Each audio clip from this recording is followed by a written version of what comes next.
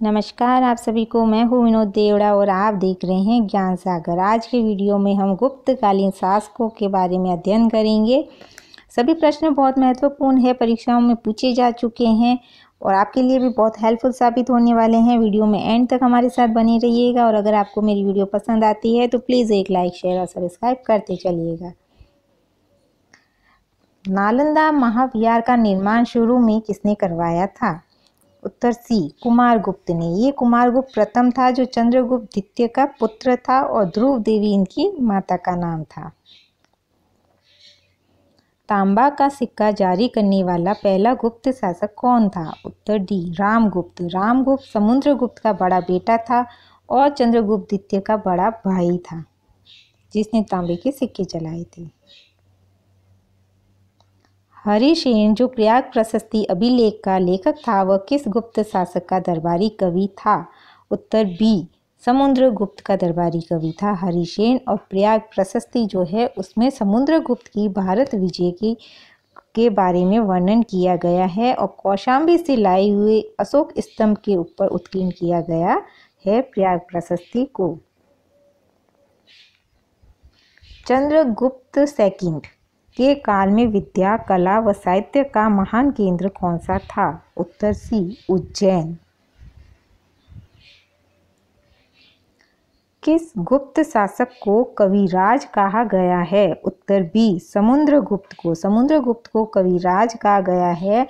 गुप्तकालीन सिक्कों पर समुद्रगुप्त को वीणा बजाते हुए भी चित्रित किया गया है। गुप्त काल में किस प्रकार की भूमि को अपृहत कहा जाता था? उत्तर बी, बिना जोती हुई जंगली भूमि को।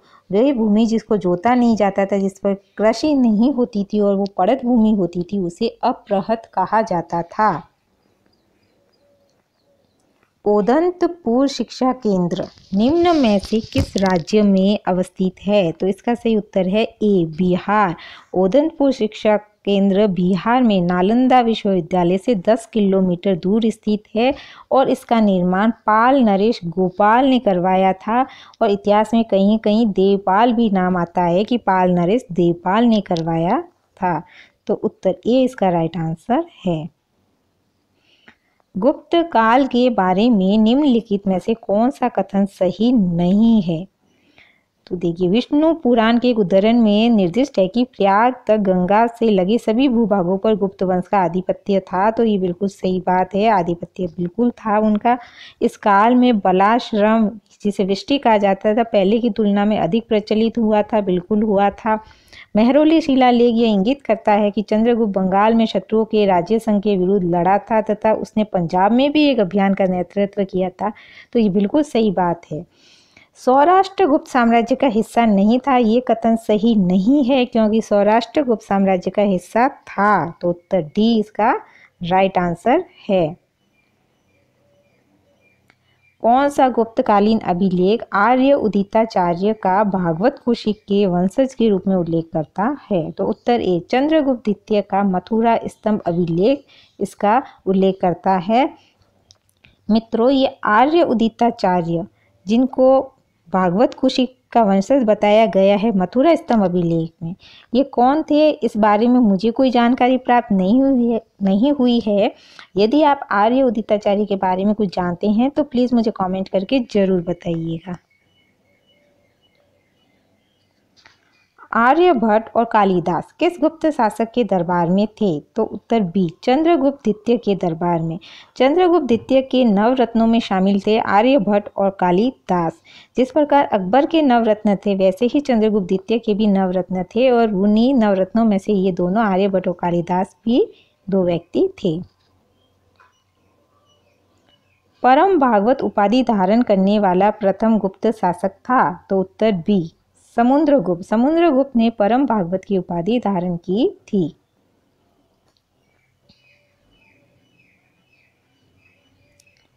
किस साम्राज्य को हिंदुत्व का स्वर्ण युग माना जाता है? उत्तर सी, गुप्त साम्राज्य को हिंदुत्व का स्वर्ण युग माना जाता है। ऐसा माना जाता है कि गुप्त काल के अंदर कोई भी व्यक्ति अपने घर पर ताला नहीं लगाता था, लोगों के बीच में आपसी विश्वास इतना अधिक था। घटोत्कच जिसने 290 से 305 ईस्वी में राज्य किया था, किस साम्राज्य का राजा था? तो उत्तर ए, गुप्त साम्राज्य का राजा था। घटोत्कच गुप्त साम्राज्य के संस्थापक श्री गुप्त का पुत्र था और गुप्त साम्राज्य का दूसरा राजा था घटोत्कच। भारत के इतिहास में किसके शासनकाल को भारत का स्वर्णिम युग कहा जाता है? तो उत्तर से गुप्त साम्राज्य को कहा जाता है। गुप्त काल के दौरान चीन के किस यात्री ने भारत का भ्रमण किया था? तो उत्तर बी, फायान ने। फायान ने चंद्रगुप्त विक्रमादित्य के समय भारत का भ्रमण किया था और जालोर के भिनमाल नामक स्थान पर भी ये गए थे। पृथ्वी परमवीर उपाधि थी? तो उत्तर बी, समुद्रगुप्त की। समुद्रगुप्त ने पृथ्वी के प्रथम वीर के रूप में उपाधि धारण की थी। समुद्रगुप्त के प्रयाग प्रशस्ति वाले स्तंभ पर निम्नलिखित में से किसका लेख मिलता है? तो उत्तर बी, जहांगीर का। जो मुगल कालीन शासक जहांगीर था उसका लेख भी प्रयाग प्रशस्ति पर उत्कीर्ण है, जो हरिसेन के द्वारा लिखी गई थी। चीनी तीर्थयात्री जिसने 6ठी शताब्दी में भारत दर्शन किया था? तो उत्तर सी, सुंग यून। सुंग यून चीनी यात्री था जो 518 ईस्वी में भारत आया था।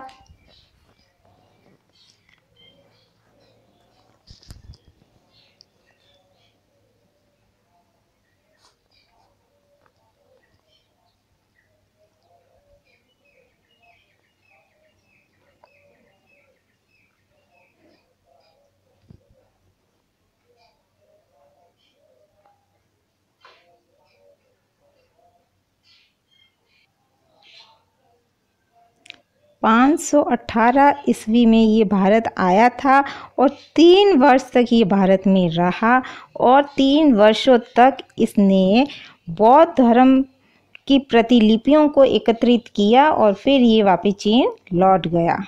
तो सुंग यून उत्तर सी इसका राइट आंसर है। निम्नलिखित में से कौन एक अष्टांग योग का अंश नहीं है? तो इसका राइट आंसर है बी, अनुस्मृति। अनुस्मृति अष्टांग योग का अंश नहीं है। हमारे ऋषि मुनियों ने योग के द्वारा शरीर, मन और प्राण की शुद्धि तथा परमात्मा की प्राप्ति के लिए 8 प्रकार के साधन बताए हैं, जिसे अष्टांग योग कहा जाता है। और उन जो 8 साधन जो है उस अष्टांग योग के, वे है यम, नियम, आसन, प्राणायाम, प्रत्याहार, ध्यान, धारणा और समाधि। तो अनुस्मृति उसमें शामिल नहीं है। नालंदा विश्वविद्यालय के संस्थापक कौन थे? तो इसका सही उत्तर है ए, कुमारगुप्त। कुमारगुप्त प्रथम जो थे वो नालंदा विश्वविद्यालय के संस्थापक थे। प्राचीन भारत का नेपोलियन किसे कहा जाता है? तो उत्तर डी, समुद्रगुप्त को प्राचीन भारत का नेपोलियन कहा जाता है। जैसे नेपोलियन विश्व विजेता था वैसे ही समुद्रगुप्त भारत विजेता था, इसीलिए इसे नेपोलियन से तुलना की गई है। परम भागवत उपाधि धारण करने वाला प्रथम गुप्त शासक था? तो उत्तर सी, चंद्रगुप्त द्वितीय। चंद्रगुप्त द्वितीय ने परम भागवत की उपाधि धारण की थी। इनमें से किस गुप्त शासक ने हुणों को पराजित किया था? तो उत्तर डी, स्कंदगुप्त ने। स्कंदगुप्त ने हुणों को पराजित किया था। ये गुप्त काल का 5वां शासक था स्कंदगुप्त। और भीतरी स्तंभ लेख में इसका वर्णन मिलता है कि स्कंदगुप्त ने हुणों को पराजित किया था। तो उत्तर डी इसका राइट आंसर है। चांदी के सिक्के जारी करने वाला प्रमुख गुप्त शासक था? तो उत्तर सी, चंद्रगुप्त द्वितीय। चंद्रगुप्त द्वितीय ने चांदी के सिक्के जारी किए थे। किसके शासनकाल के दौरान अजंता की गुफाएं निर्मित की गई? तो उत्तर ए, गुप्त राजाओं के काल में अजंता की गुफाएं निर्मित हुई, जो कि मध्य प्रदेश में स्थित है। भारतीय नेपोलियन के नाम से आमतौर पर कौन हिंदू राजा विख्यात है? तो उत्तर बी समुद्रगुप्त। गुप्त साम्राज्य द्वारा निम्न में से किन्हें कर रहित कृषि भूमि प्रदान की जाती थी? तो उत्तर सी ब्राह्मणों को। गुप्त काल में ब्राह्मणों को जो भूमि दी जाती थी उस पर कोई कर नहीं लिया जाता था।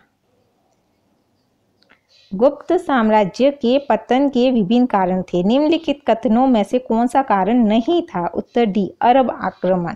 अरब आक्रमण कोई कारण नहीं था जिसकी वजह से गुप्तों का साम्राज्य का पतन हुआ हो। प्रशासन का सामंतीय ढांचा इसके लिए सहायक रहा जिससे कि गुप्त साम्राज्य का पतन हुआ। हुन आक्रमण हुआ।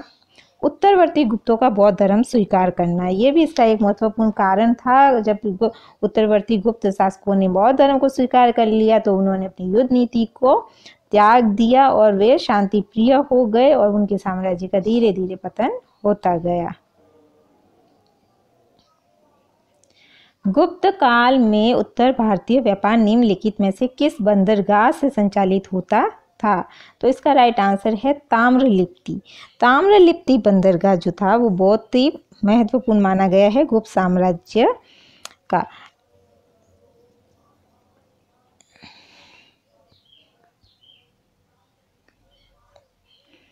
किस अभिलेख से ज्ञात होता है कि स्कंदगुप्त ने हुनों को पराजित किया था? तो इसका सही आंसर है बी भीतरी स्तंभलेख। भीतरी स्तंभलेख ये कहता है कि स्कंदगुप्त ने हुनों को पराजित किया था। भीतरी स्तंभलेख बनारस से पूर्व गाजीपुर जिले में स्थित है और ये संस्कृत में लिखित है। गुप्तकालीन भारत में महत्तर और पट्टकिल पद नाम किनके लिए प्रयुक्त होते थे? तो उत्तर ए ग्राम के मुखिया के लिए। जो गुप्तकालीन गांवों के जो मुखिया होते थे उन्हें महत्तर या पट्टकिल कहा जाता था। निम्नलिखित युग्मों में से कौन सा एक भारतीय षड दर्शन का भाग नहीं है? तो उत्तर सी लोकायत और कापाली, ये षड दर्शन का भाग नहीं है। भारतीय षड दर्शन के अंदर न्याय, वैशेषिक, मीमांसा, वेदांत, सांख्य और योग ये सम्मिलित है। लिच्छवी द्वैत्र किसे कहते थे? तो उत्तर डी समुद्रगुप्त को लिच्छवी द्वैत्र कहते थे क्योंकि समुद्रगुप्त की माता जो थी वो लिच्छवी वंश की थी। कुमारगुप्त प्रथम के मंदसौर अभिलेख में निम्नलिखित में से किस श्रेणी का उल्लेख है? तो उत्तर बी रेशम बुनकरों का। मंदसौर अभिलेख के अंदर रेशम बुनने वाले बुनकरों का वर्णन मिलता है। सती प्रथा का प्रथम अभिलेखीय संदर्भ प्राप्त हुआ है। उत्तर सी एरन अभिलेख से। एरन अभिलेख कनिंघम ने खोजा था जो कि एमपी के सागर जिले से प्राप्त हुआ था और वर्तमान में कलकत्ता संग्रहालय के अंदर सुरक्षित रखा गया है।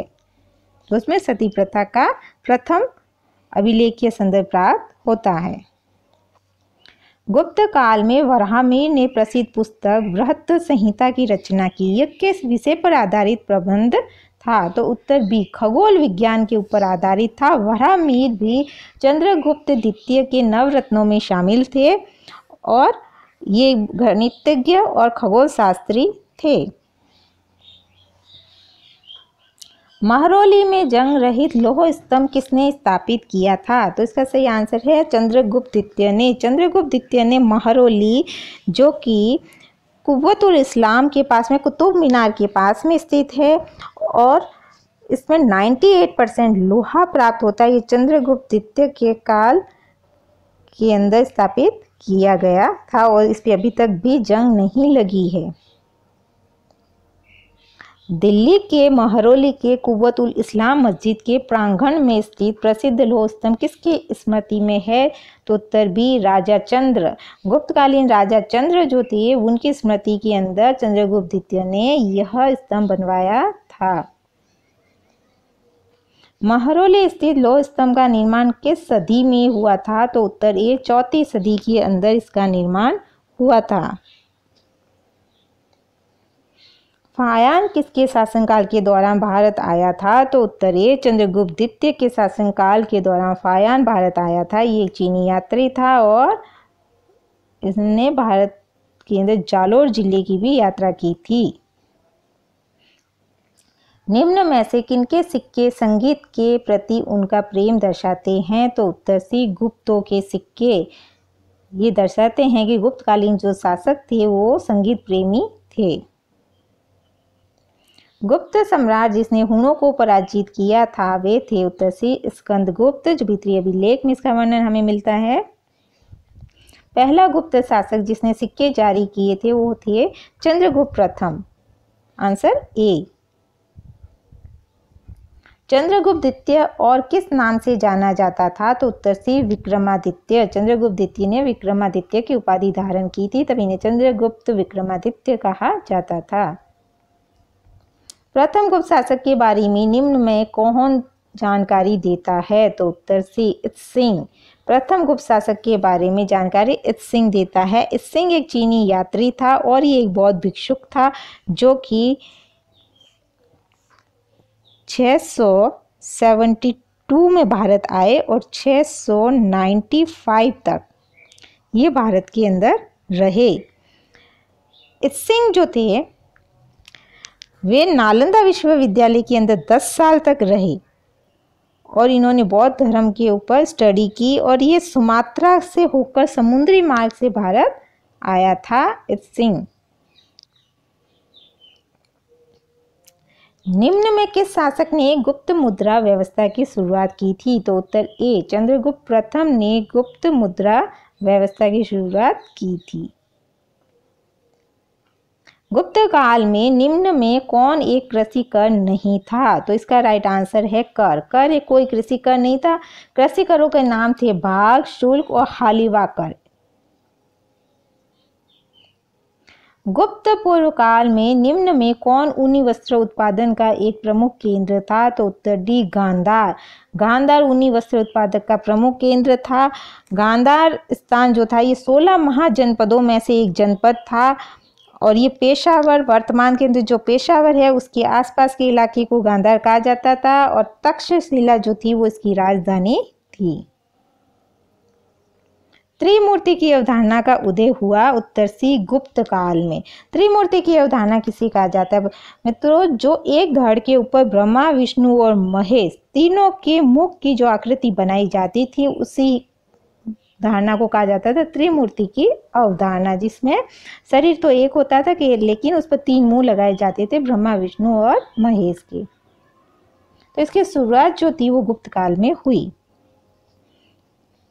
निम्न में कौन एक अभिलेख लौह स्तंभ पर पाया गया है? तो उत्तर ए। मेहरौली प्रशस्ति। मेहरौली प्रशस्ति जो है वो मेहरौली स्तंभ लेख पे बनी हुई है जिस पर अभी तक जंग नहीं लगा है। चंद्रगुप्त द्वितीय के द्वारा बनवाया गया स्तंभ है ये। निम्न में किसने अपने बारबरा गुफा अभिलेख में अपने पिता को सामंत चूड़ामणि के नाम से उद्धृत किया है? तो उत्तर है डी। अनंत वर्मन। मित्रों, आपको बता दूं बारबरा गुफा जो है ये बिहार के अंदर स्थित है, बिहार में जहानाबाद जिले के अंदर। और जो अनंत वर्मन है ये पूर्वी गंग वंश का प्रमुख राजा था जिसने कलिंग पर 71 साल तक शासन किया। 71 ईयर्स तक इसने कलिंग पर शासन किया था अनंत वर्मन ने, जो गंग वंश का प्रमुख राजा था। निम्नलिखित में से किस गुप्त राजा का एक अन्य नाम देवगुप्त था? तो उत्तर ए। चंद्रगुप्त द्वितीय। चंद्रगुप्त द्वितीय को देवगुप्त भी कहा जाता था। निम्नलिखित में से कौन सा गुप्त राजा गुप्त संवत के वर्ष 56 में सिंहासनारूढ़ हुआ था? तो उत्तर ए। चंद्रगुप्त द्वितीय। ये जो थे गुप्त संवत, गुप्त काल के अंदर गुप्त संवत चलता था, उसका जो 56वां वर्ष था उस टाइम पर चंद्रगुप्त द्वितीय सिंहासनारूढ़ हुआ था और चंद्रगुप्त द्वितीय ने विक्रम संवत भी चलाया था। निम्नलिखित में से कौन सी निधि गुप्त सिक्कों की सबसे बड़ी निधि थी? तो उत्तर ए। बयाना निधि। बयाना निधि जो थी वो गुप्त सिक्कों की सबसे बड़ी निधि थी। जो बयाना के अंदर गुप्तकालीन बहुत सारे सिक्के प्राप्त हुए हैं। बयाना राजस्थान के भीलवाड़ा जिले में स्थित है।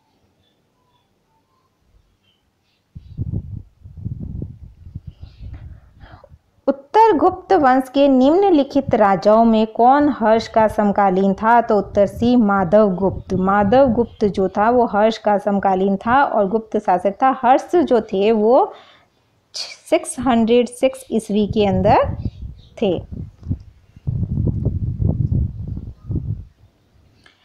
गुप्त काल में सती प्रथा का प्रथम अभिलेख साक्ष्य प्राप्त हुआ है। उत्तर बी एरन अभिलेख से। शक विजेता किसे जाना जाता है? तो उत्तर सी चंद्रगुप्त द्वितीय को। चंद्रगुप्त द्वितीय ने शकों को पराजित किया था। सारनाथ के भूमि स्पर्श मुद्रा वाली बुद्ध प्रतिमा कालांकित है। तो उत्तर ए गुप्त काल से। सारनाथ के अंदर भगवान बुद्ध की एक मूर्ति बनी हुई है जो भूमि को स्पर्श करती हुई मुद्रा के अंदर है और वो गुप्त काल से बनी हुई है। चंद्रगुप्त द्वितीय ने अपनी बेटी प्रभावती का विवाह इससे किया था। किससे किया था? उत्तर ए रुद्रसेन द्वितीय से। रुद्रसेन द्वितीय कौन था? रुद्रसेन द्वितीय जो था वो वाकाटक शासक पृथ्वीसेन प्रथम का पुत्र था। और चंद्रगुप्त ये जो रुद्रसेन द्वितीय था इसके काल के अंदर वाकाटक वंश की जो शक्ति थी वो बहुत ज़्यादा बढ़ी हुई थी, इसलिए चंद्रगुप्त द्वितीय ने अपनी बेटी का विवाह रुद्रसेन द्वितीय से करके संबंध स्थापित किए थे। पूर्व गुप्त काल में कहापन क्या था? उत्तर सी एक सिक्का था। गुप्तकालीन एक सिक्का था जिसको कहापन कहा जाता था। गुप्त काल में गुजरात, बंगाल, दक्कन एवं तमिल राष्ट्र में स्थित केंद्र किससे संबंधित थे? तो उत्तर भी वस्त्र उत्पादन से संबंधित थे।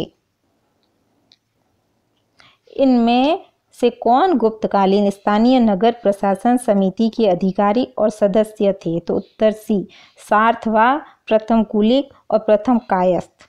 ये जो थे ये नगर प्रशासन समिति के अधिकारी और सदस्य हुआ करते थे।